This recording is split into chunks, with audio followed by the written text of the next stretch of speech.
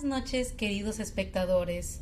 El caso de hoy es sobre una pequeña, la cual trágicamente terminó falleciendo. Así que empecemos.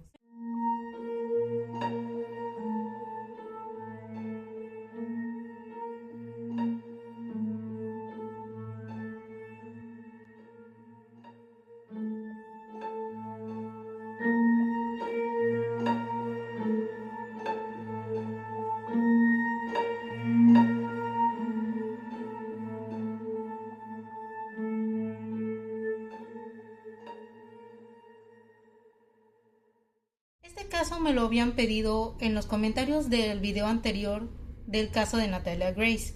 Así que el caso de hoy es sobre Paulette Guevara Farah, una niña de 4 años originaria de Huixquilucan, Estado de México, quien padecía de 2 discapacidades, motriz y de lenguaje, debido a que nació de manera prematura y tuvo un derrame cerebral. La pequeña nació el 20 de julio del año 2005, su apodo era Paulette. La niña era la hija menor de Lisette Farah y Mauricio Guevara, ambos personas de clase alta, y tenían cierta relación amistosa con el entonces presidente Peña Nieto.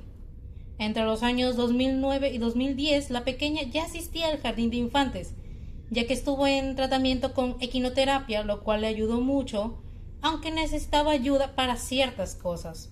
Paulette asistió al jardín de niños Cricri, y la directora Carmen Valles la describía como una niña que se esforzaba por realizar sus actividades sin ayuda y que los padres acudían con normalidad a las actividades de la hija, pero luego reportó algo extraño. La niña había dejado de asistir a la escuela un 12 de marzo y al día siguiente se notificó que estaba enferma, pero no se especificó de qué estaba enferma y tampoco especificaron cuándo volvería a clases, por lo que se puede dar a entender que algo ya se andaba planeando porque la menor nunca más volvió a clases. El día 21 de marzo del año 2010, Paulette regresaba a casa de un viaje a Valle del Bravo, que había hecho con su hermana mayor y su padre y una de las nanas, de nombre Erika, lo cual es bastante extraño tomando en cuenta que la madre había ido a un viaje a Los Cabos con las amigas y su entrenador de yoga. A lo que podemos deducir que quizá había problemas en el matrimonio, pero para no crear polémicas, decidieron no separarse, además de que probablemente no lo hicieron por las niñas. A la mañana siguiente, el día 22 de marzo, la nana Erika fue a despertar a la niña para que regresara a la escuela, pero al entrar y abrir las cortinas, se dio con la sorpresa de que la niña no estaba en la cama. Incluso removió toda la cama, pero no encontró nada. Salió casi desesperada a buscarla y primero se lo dijo al padre, pero él casi distante le dijo que fuera a preguntarle a la madre, quien aún seguía dormida, pero al escuchar que su hija no estaba en su cama, también se sorprendió y le pidió a la nana que la buscara en el cuarto de juegos. Pero cuando regresó para decirle que la niña tampoco se encontraba ahí, vio a la madre tan relajada tomando un café y fumando como si no le importara que su hija está desaparecida. La nana, luego de reiterarle al padre que no se encontraba en ninguna parte de la casa la niña, luego también se puso a revisar los armarios e incluso sospechaban que se había ido detrás de la hermana mayor, pero descartaron esa idea debido a la discapacidad motriz de la niña. Luego la madre les pidió a los de seguridad que le dejaran ver las cámaras para saber si ahí se había visto a su hija, pero le dijeron que esas cámaras solo permitían ver, mas no grababan, lo cual también es bastante extraño y sospechoso. Incluso dicen que como la niña no dominaba el lado izquierdo de su propio cuerpo, utilizaban un parche de tela para cubrir su boca al dormir, lo cual, si lo pensamos bien, es algo peligroso para cualquier persona de la edad que sea. Al momento de la desaparición de la niña, hubo muchas teorías de que habían entrado a robar, que la habían secuestrado, e incluso cuando entrevistaron a la madre, se le ocurrió decir que sospechaba que habían abducido a la niña o que Harry Potter era el responsable.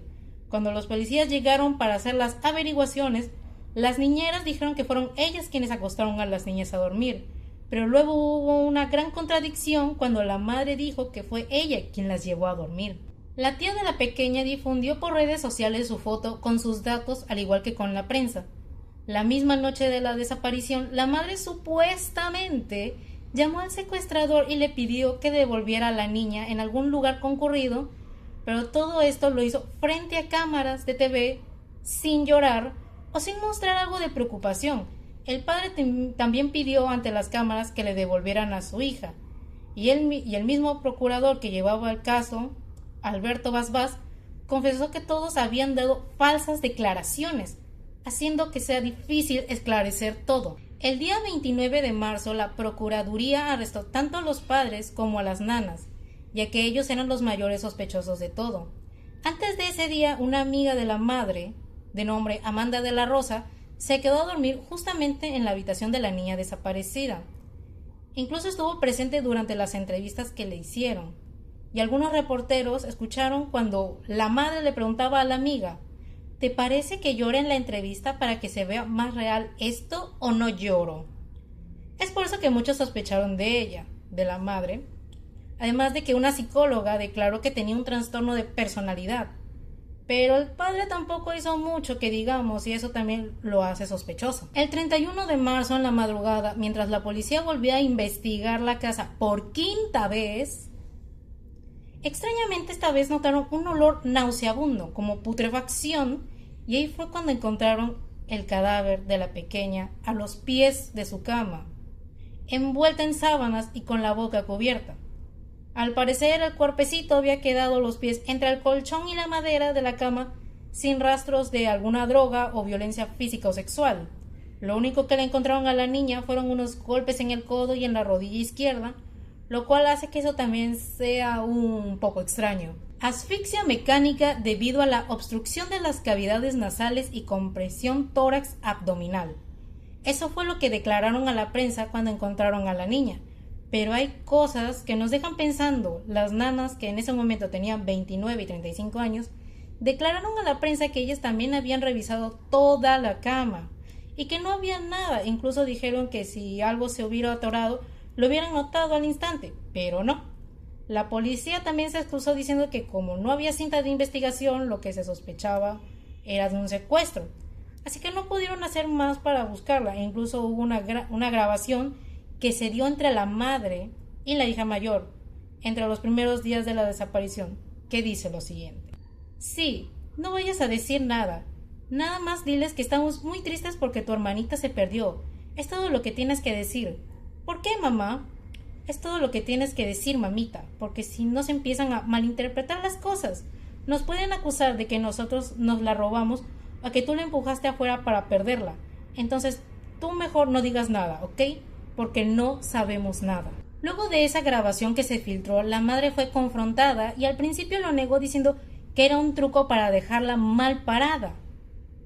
Pero luego reconoció que sí le había dicho eso a su hija. Incluso en YouTube existe un video titulado El extraño caso de la pijama de Paulette, hablando también del caso, pero era referente al pijama que traía la niña, ya que cuando la madre dio las entrevistas mostró un pijama de renos rojos y rosas, el cual estaba bien limpio y doblado, pero una de las nanas comentó que ese era el pijama que traía la pequeña la noche que desapareció, además de que fue con esa misma pijama con la que encontraron a Paulette, y la madre se excusó diciendo que su hija mayor tenía uno exactamente igual. Después de toda la investigación, los padres y las nanas fueron absueltos de toda sospecha porque calificaron todo como un accidente, aunque después los padres empezaron a atacarse.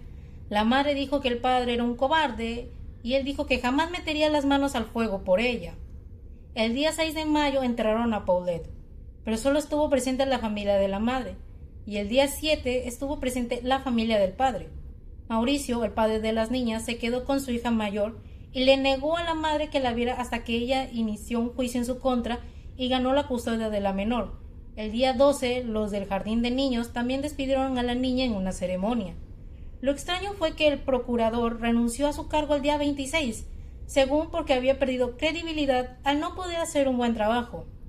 7 años después de todo lo ocurrido, el día 3 de mayo del año 2017, exhumaron el cuerpo de la niña para quemarla, según porque ya no había más evidencias, lo cual también es bastante extraño. En el año 2010, cuando Paulette desapareció, Amanda de la Rosa escribió un libro titulado ¿Dónde está Paulette?, donde según relataba su sentir con respecto a todo lo ocurrido, pero todos la tildaron de aprovechada y oportunista, además de que se terminó peleando con su amiga, la madre de la niña, y terminaron su amistad para siempre.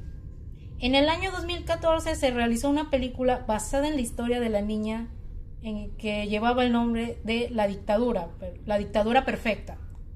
Y en 2020, en Netflix, sacaron una serie acerca del caso llamada Historia de un crimen, La Búsqueda. Y la madre se atrevió a demandar a Netflix por usar su nombre y el de su hija y representar todo el caso de una manera en la que ella quedaba como la sospechosa principal de todo. En el año 2022 alguien encontró un video en TikTok de Chess, que era el apodo de la hermana mayor de Paulette, quien en ese entonces ya tenía 20 años y en algunos videos aparecía con su madre, pero luego tuvo que poner su perfil como oculto y eliminar algunos videos, ya que todo el mundo se puso a atacarlas por lo ocurrido hace años con su hermana menor. Algo que puedo decir sobre este caso tan trágico que terminó en un triste final es que muy probablemente las nanas sí dijeron la verdad, de que ellas acosaron a las niñas y que a la mañana siguiente cuando la buscaron y no encontraron nada, pues es verdad. La mamá tuvo reacciones y declaraciones muy sospechosas al no mostrarse preocupado o triste y que supuestamente llamara a alguien que tenía secuestrada a su hija, pero eso no era verdad, además de que ese audio que le grabaron con su hija mayor, que también era sospechoso, incluso decían que 2 años después del fallecimiento de su hija, andaba saliendo de fiesta muy feliz con los amigos. Pero el padre también andaba muy sospechoso porque solo salió unas veces a pedir por su hija, pero tampoco lloró o se mostró preocupado, por no querer manchar su imagen. Además de que los padres se divorciaron en 2014, la policía no hizo un buen trabajo para descubrir la verdad. Y si lo pensamos, es muy extraño que desde que la pequeña desapareció, los peritos y perros policías no hallaron ningún indicio de algún cadáver después de ir varias veces a investigar, hasta la 5ª vez en la que casualmente encontraron a la niña muerta. Se podría sospechar de muchos, sobre todo de los padres o de una de las nanas, incluso de la amiga, o también del instructor del gimnasio o el novio que tuvo la mamá, a quien conoció por medio de Facebook mucho antes de todo lo ocurrido con su hija. Y bueno, de esta manera terminamos con este caso y cerramos con una frase: a veces lo lógico no es lo que ocurre y las cosas más sencillas son las que más cuesta creer. De esta manera terminamos el caso de hoy. Si quieren ver otro, pueden agarrar y comentar en la parte de abajo qué otro caso quieren que investigue.